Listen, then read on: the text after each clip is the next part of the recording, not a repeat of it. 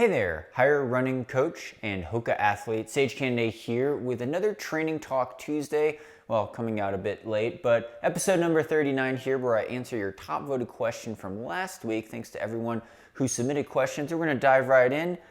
Training Talk question: how much of the weekly easy mileage can be replaced by cross training?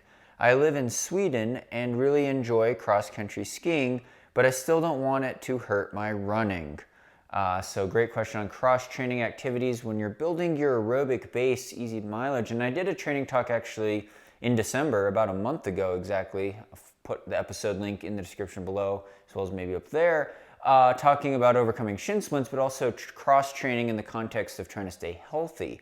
And that's a big reason why people do other activities like cycling or skiing or swimming or just walking, hiking, because you're worried about the repetitive strain, the impact force of running. And so the first part to answer this question is to look at your why, because that determines why you want to add maybe cross-training to your running program.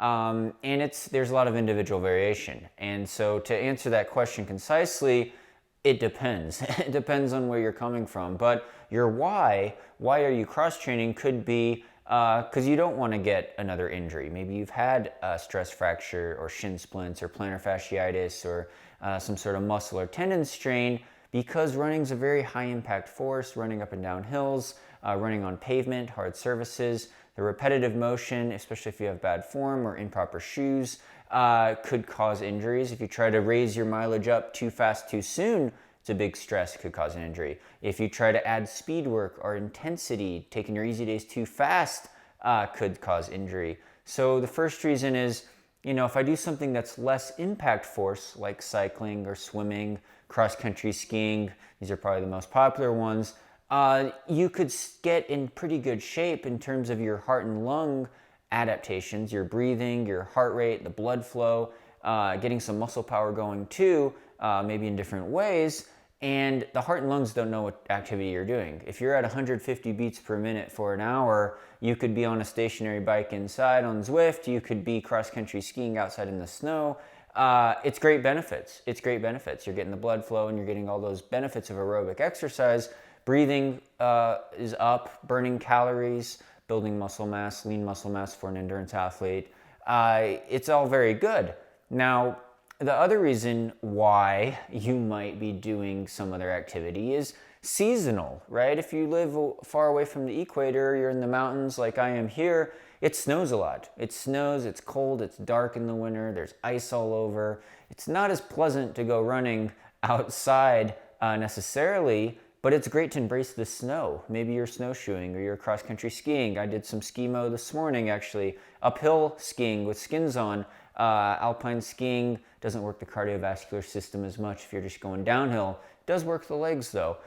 Maybe you're going to a pool and you're swimming, or you have access to a gym and you could do other activities like that. And it's good because it breaks up your year of training in a periodized manner. That's how your training changes over time. So you see different athletes, they race mainly maybe in the summer.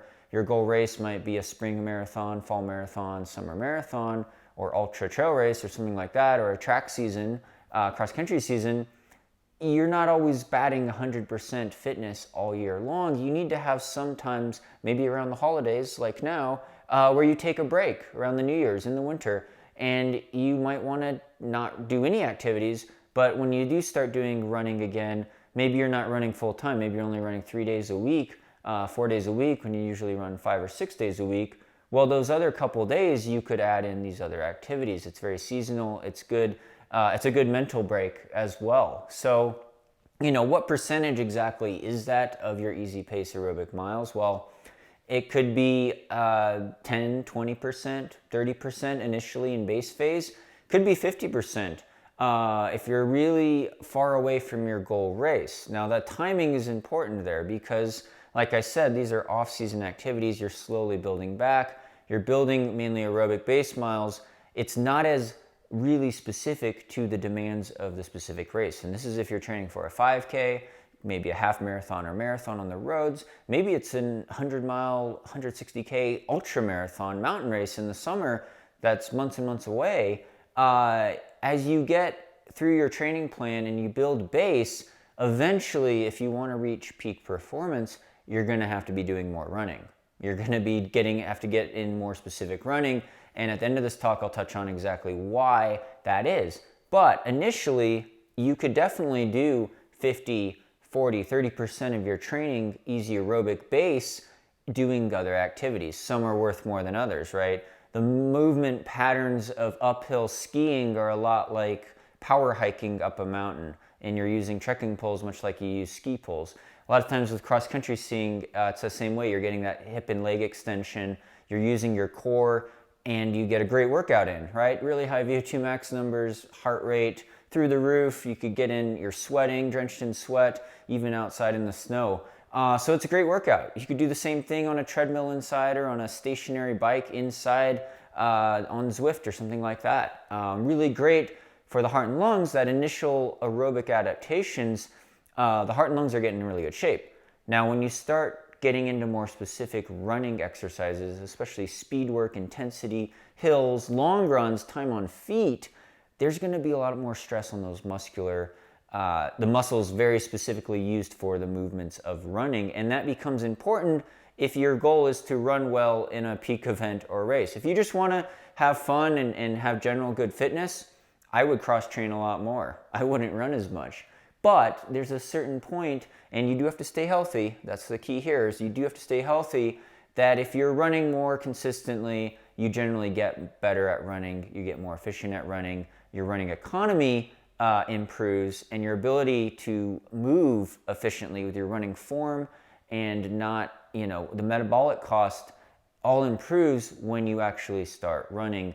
And if you're not prepared to load the muscles in the way that the pounding forces of running on pavement fast or running on a track fast or running up and down trails and mountains fast from practicing running, or at least maybe even transitioning with some weight work in the gym too, you're not going to be prepared. And so we see this with a lot of like pro level cyclists. They're in really good shape with their heart and lungs because they've been 5 hours a day on their bike, super fit athletes. They start running, they could run pretty fast when they start running because they're not breathing as hard, but the skeletal muscular impact could give them knee pain or shin splints or cause a stress fracture because their muscles weren't worked exactly in the same way that running is. So these other activities, they don't work the legs exactly in the form and in terms of the muscle patterns that you need specifically for running. So as you get closer to your peak race, be it 2 months or 3 months away, it becomes more important that you're specifically doing some running workouts, right? You have to do some marathon long runs probably to reach your potential in the road marathon, crack 3 hours, qualify for Boston. You're gonna have to do some long runs in the mountains if you're doing a big mountain ultra trail race. You're gonna have to do some speed work on the track if you're racing on a 5K on the track all out and you need that speed and VO2 max power. So as you get closer to your goal race, the amount that you're cross-training might go down.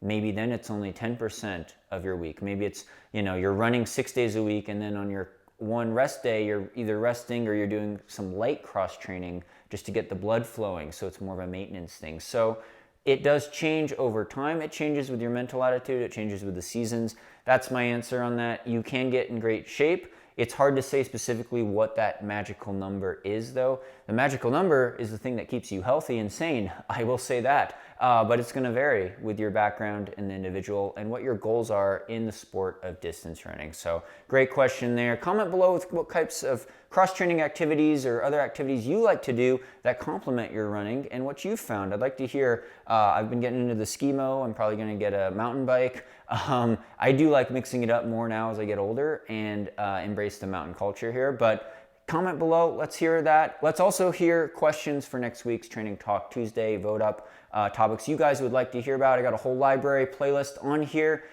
you guys could check out as well. Be sure to subscribe if you like these types of videos. Thank you so much to all the Patreon supporters for really making this channel possible and everyone that buys training plans from our website, coaching website, higherrunning.com. We have some openings for individualized coaching with Coach Laura and Coach Rachel.